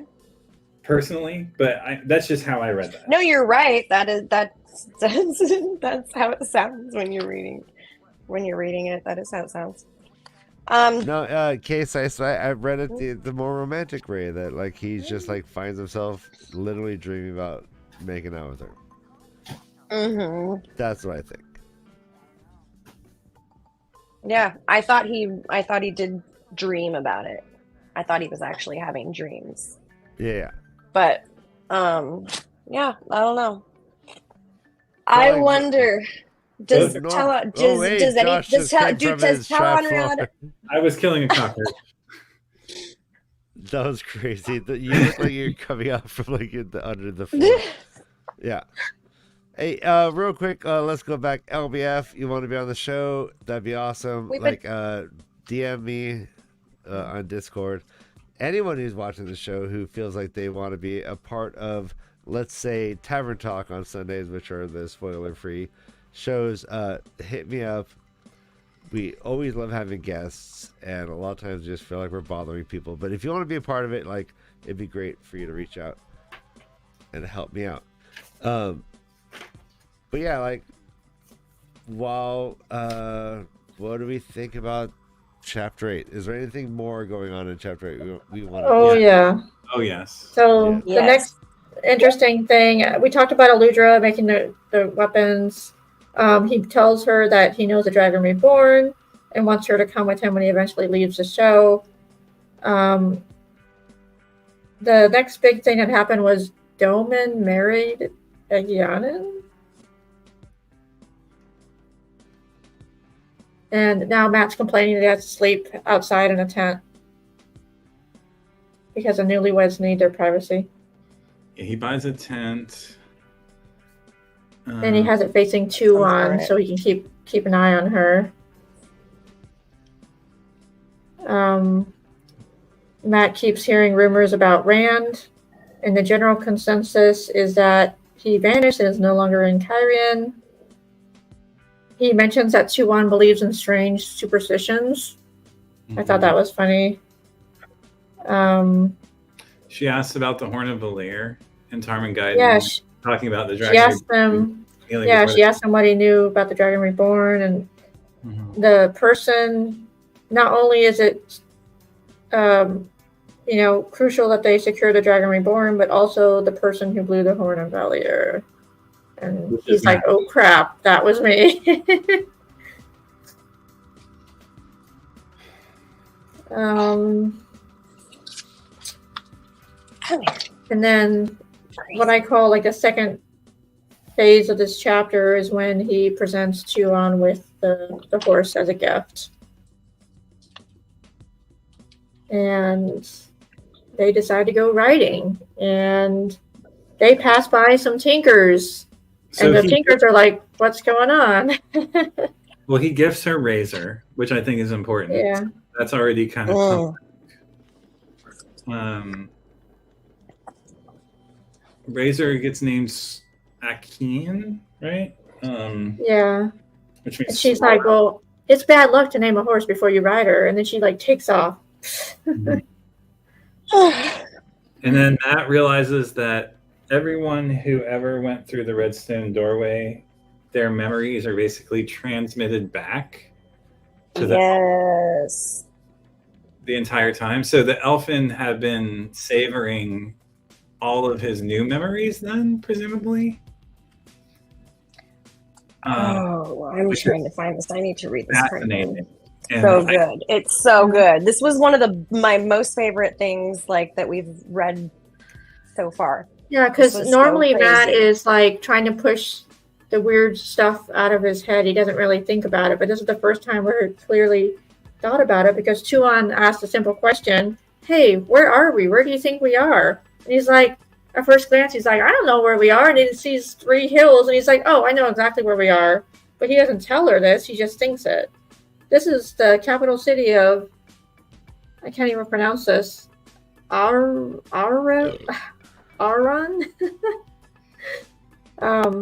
And then he starts to recall more deaths that happened in the area. Like, crazy part. Yeah.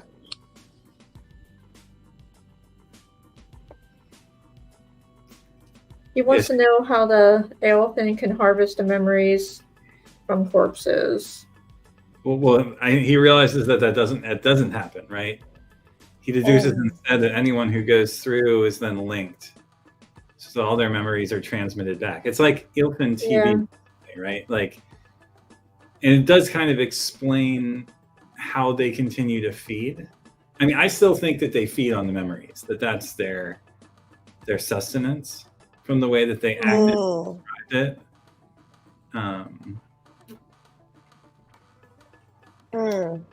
And that does imply too that they then know what's going. So remember how they were like, oh, it's been a long time since anyone's come through. Mm-hmm. Yeah. Now that Matt and others have traversed the doorway, they now know what's going on in this realm if those memories are being transmitted back to them. Whereas before, everyone who had passed through had died, therefore they had a gap where they no longer knew what was happening. And I wonder how that's going to come back to play into the story. Mm-hmm. The part that really freaked me out, Kay, was when he says something along the lines of, he believes that the foxes were in his head right now. Were they seeing through his eyes? I was like, whoa. Yes. Yes. Oh my gosh. Right? That was so good. It was all so good. Yeah, that was a great part of it. Yeah, the idea that he's like, well, you know what? I've never seen a memory of a child. Can you imagine that though? Like realizing all of a sudden that something is infiltrating your thoughts and memories and can possibly and likely see through your eyeballs and is gathering like everything that you're experiencing, or like that's fucking crazy. Like that feels like in our world we might call that a psychotic episode or a meth-induced psychotic episode. You know what I mean? Hey, but who hasn't had those? That just sounds like, you've been up for 3 days and now you are peeking out the blinds, sure that the CIA knows exactly what you are doing and how many breaths you took in the last 10 seconds. Yeah. Well, I'm hoping. I mean, not like I know. I just. It sounds like a fun Friday night. Allegedly speaking. Allegedly. I mean, for me. Go ahead, Carrie. No, I was just going to say, like, when I read parts like this, it just makes me excited for a reread when I can go back to the first 4 books and understand more about what was going on. When you can read them all consecutively, though, like, that's what I'm looking forward to, is, like, not stopping every 4 chapters. Yeah, if we you know what? I'm we a could just- binger. I don't like to take Yeah. things in. I'm not patient, so this is very against my nature. But it's fun, and I love it. It's just weird, and I'm looking forward to the reread because of I'm because happy.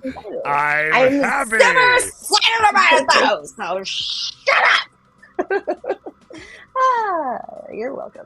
Yeah. No, your contract is goes to the We're gonna do a second time reader show, and then a third time reader show. Yeah, you're contractually obligated to continue Sure. four Yeah, I chapters just a week. never get to. I never get to read these books at a normal fucking pace. Is what you're saying? Yep. Josh, did Yeah. you hear that? I'm I think ignoring. that's in your contract too, I'm going na right now in my head. right? So, what? I think I need to go. This is the way. So Matt remembers dying Like, oh, so many times. over and He- over again. He hates it when he has to remember dying. But that's guy. what turns into the core of this thought that he's Ilfin TV. The bloody Yes. foxes were inside his head right then. They had to be. It was the only explanation that made sense. So Right, Josh, what did you think of this when you read it? Like, had you, like, what a fucking, like, I mean, it fits my expectations. It's cool that we get a little bit of a theoretical explanation from from the book itself instead of Yeah. just so like, Theorizing. the idea is that every one of these soldiers he's having memories from, they all went and visited them. right. And we know it was a normal thing, right? Like the game, the cultural memory of the game of snakes and foxes, and the quote that Noel Charin spits out randomly, right? Are about entering their realm. Like there's so many indications that this was just a normal thing. Now, why Yeah, was it such a normal thing? I mean, I played Shoots and Ladders, but I never thought I'd actually be, like, hurtling down a tube into a new place and like, right, like, And where were these? Yeah. And where were these Terangrial or whatever they are, the redstone doorways that they were so accessible? well, Was it a rite of passage? Was it a part of becoming a soldier? Was it a cultural tradition? Was it an exchange because the world needed something that these aliens provide? Is there a link Oh. between being a general and and going through this right like A Right. hero of the horn and going through these. well, I don't know if all the But I mean, Matt is a, What kind of general are you talking about? Matt is well, so like not Matt's in memories. warfare because he has the Oh. memory of thousands of generals, in Of his- general, yeah. Hmm. thousands of fighters, right? He had Yeah. a number of memories of the city, carousing soldiers' taverns. 500 years after the Trollocs left No Stone Standing. It's like, and it's from all There's these. so words. much detail too. Like he goes into a lot of detail. We almost got like an info dump Right. right here about like Age of Legends shit, or is this pre-Age of Legends shit? I think it's pre Age of Legends. Right?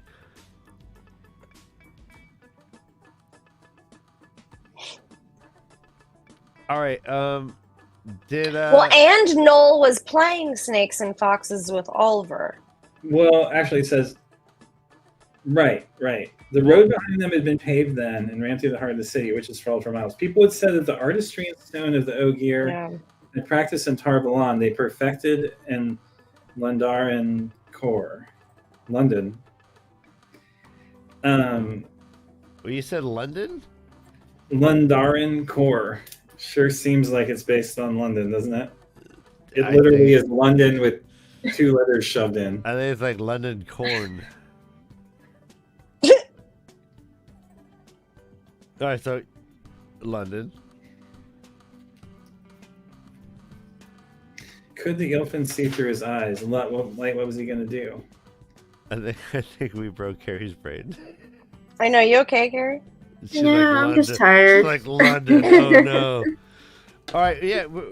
I'm happy to wrap this up. We've done great. Main points for chapter 8 though. What else happens? We got to talk about the Tinkers and how they interact with them a little bit, and how Matt basically knew how to greet them in the Tinker way, and the Tinkers were like, "How did you know? Like, have you met us before?" Yeah. Okay. So yeah. All right. So let's get into it. Yeah. Like Tuon, all of a sudden she gets a horse. She's like, "Holy shit!" Like if a person can enjoy a gift more, I've never met one.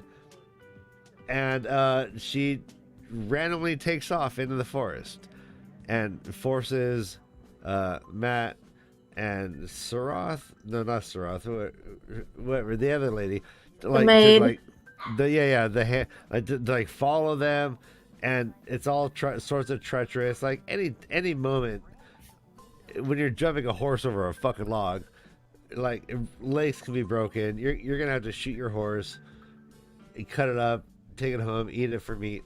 It's a lot. Oh my god! Yeah, speaking of meat, yeah. How dare you?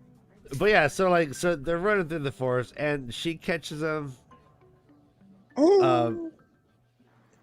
and basically like, how fucking, first off, how badass is it that the Tinkers, who are pacifists, are gonna run into danger? They're running into danger. They're like, and Matt knows this. She's like, oh yeah, they're gonna make sure you're safe no matter what. They're running into danger. They think Matt is all sorts of bad.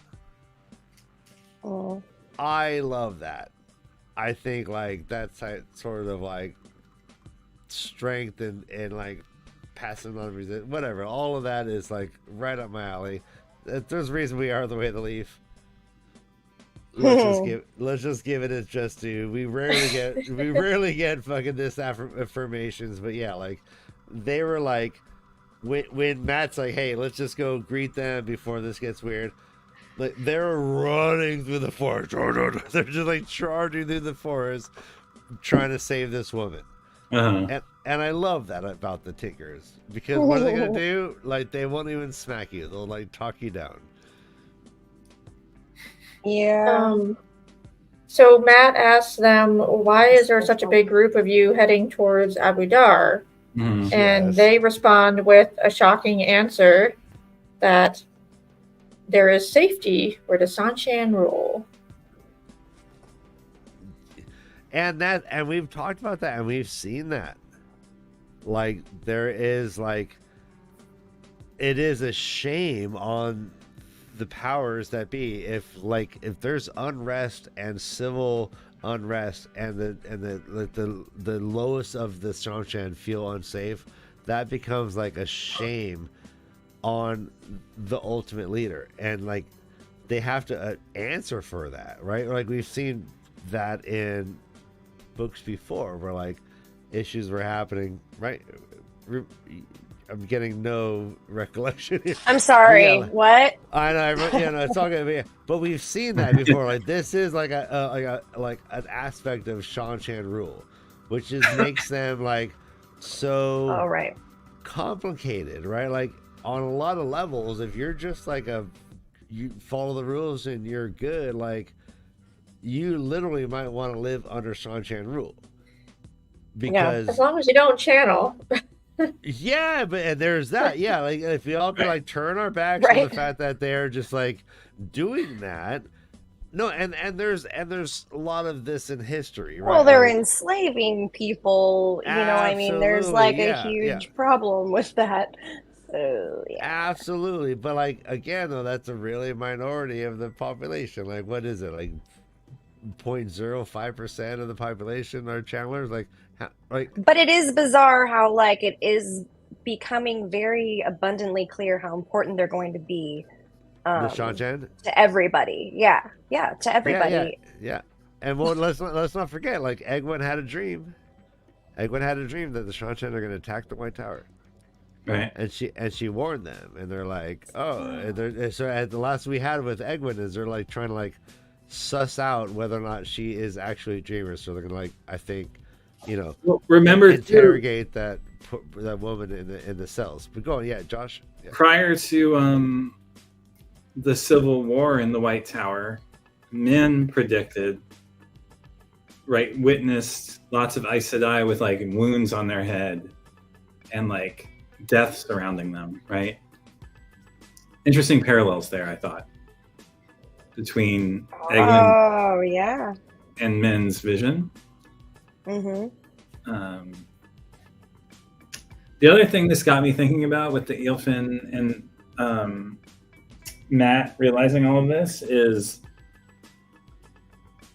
Moiraine could have. So I always assume that the letter that Moiraine wrote Tom Marilyn was like Yes.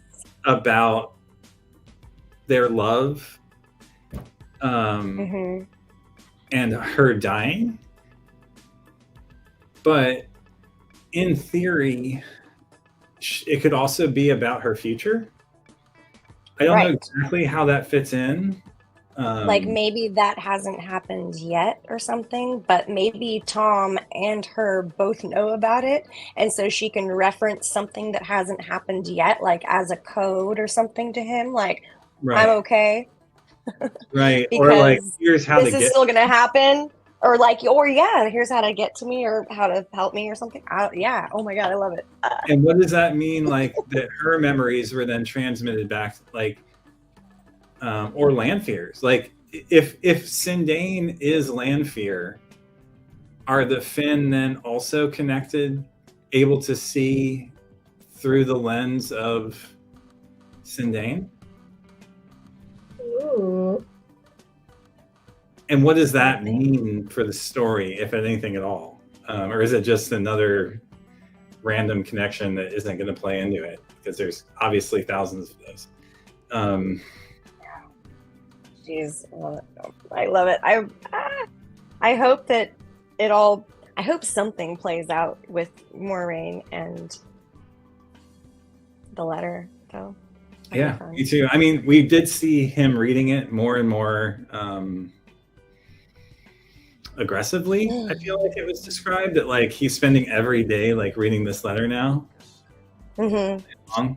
Like kind of every time obsessively. he's, like obsessing over it, which Mm-hmm. does seem Yeah. to imply that like what if it is about something that's going to happen, that it will be happening soon. Fingers crossed. Yeah, Um, maybe he's like deciphering what it means. mhm. Or is he just obsessing over their love, that she loved him, and that's all it is? Right. Like, for all we Maybe. know, it was a declaration of her love for him yeah. and an apology that they never had time together because she was going to die. Yeah. We don't fucking know. So I mean, It could be yeah, as like, simple as that. we It do could know be. that he called her an impressive woman. if she does come back, I do strongly believe that he will be her warder. Oh yeah. Oh yeah. I think that's inevitable if Yeah. it does happen. Then what? Then all right. Then what's DK going on Moon with him? said, "Did she include a nude in the letter?" A really nice Okay. sketch by That's fucking hilarious. who is it that can draw so well? Is it Rand? Maybe she modeled. Yeah, Rand draws. Yeah, because of Yeah, Luz. Rand. Yeah. Yes. A high render nude in the letter for her. Jesus Christ, DK. She's like, That's okay. so funny. He's That like was a so Vietnam funny. veteran at war. Be like, oh, look at my girl at home. That's so fucking hilarious. All right. Perrin is the one who's not wearing nude. Okay. All right. Yeah. This isn't going backwards, but I gotta give Luz Jr. this props. So we were talking about what we're doing after we finish this series. All right, Nice. please turn to the bright red light. Snap. Welcome to the first episode. Yeah, so we're gonna basically oh shit, what is the name of that show where they wear the dark glasses? God damn it.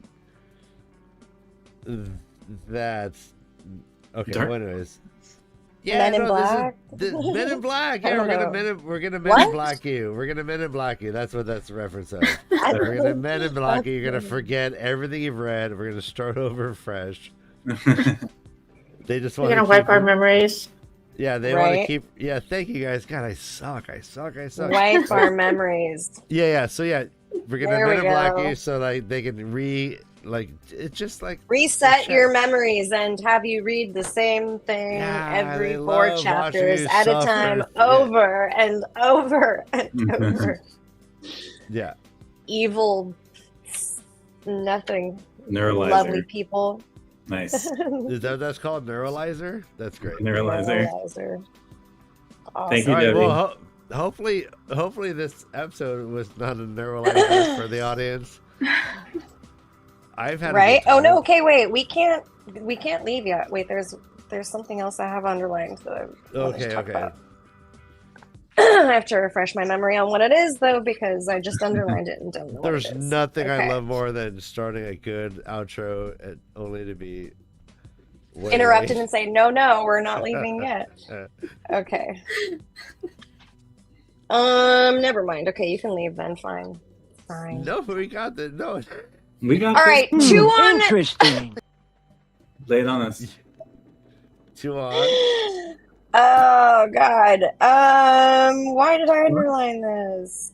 Oh, Light's truth. If you got a woman to feed you on a regular basis, she was halfway won. Okay. Uh-huh. But only a fool that I don't know. I don't know. Never mind. I don't know why I underlined it. Because Okay. I had something to say, but I do not recall. So, as per usual, outro. All right, Josh, we tried to play your Dionysian intro last week, and we got a huge copyright strike, so we'll never hear that again on the channel. Oh, Yeah, they're like, oh. You copyright strike the channel, Josh? Yeah, how? No, it's not a bad one. It's just like, yeah, whatever. But that was fun though. But hey, everyone. Hey, we're gonna be back next week. Brother Dan will be with us. We'll continue on in Knife Brother Dan will be with us, you think? Dreams. Yeah. Of course, yeah. He's just on the road. He needs to get some Z's. He's been flying and driving. Oh, I remember what I was going to say. That's all right. I'll save it for next week. Lay it on us, bro. Right? No, I'm excited. I'll say next week. Nah. No, not- but yeah. Case I Why? said, tell everyone about the whole rabbit. It's a podcast I haven't started yet, but I like to go down a rabbit hole. So any time that I do, I'm just going to make a video about it and put it up on a channel. On the So YouTubes, yeah. it's going to be Yep. interesting. I want to interview Josh about lots of things. Actually, I want to talk to you. Cool. Ooh, that's DMT good. was a big Oh. rabbit hole like question, like psychedelic stuff and craziness. So many good things to discuss. Anyways, All right, so yeah, you go find the whole rabbit on YouTube. I haven't And, put anything really up there. There's like a few shorts. Cool. All right, Wadaholic It'll be good once Halsey, I do. thank you for your poem Thanks, Ray. Bye. about loss. I recently, Case I signed, and I had to say goodbye to a pet, and it was tragic and sad, but also, you know, all of it. It's just start to finish, right? You get a pet, start to finish. So thank you, Wadaholic. Yeah, next Sunday we're gonna be talking about the books more in depth. I'm gonna talk to some people. I might need some help finding some quotes from the book. Let's talk on Discord. Everyone, have a great week. We'll see you next week. And until then, you know the Bye. deal. Read and fuck off.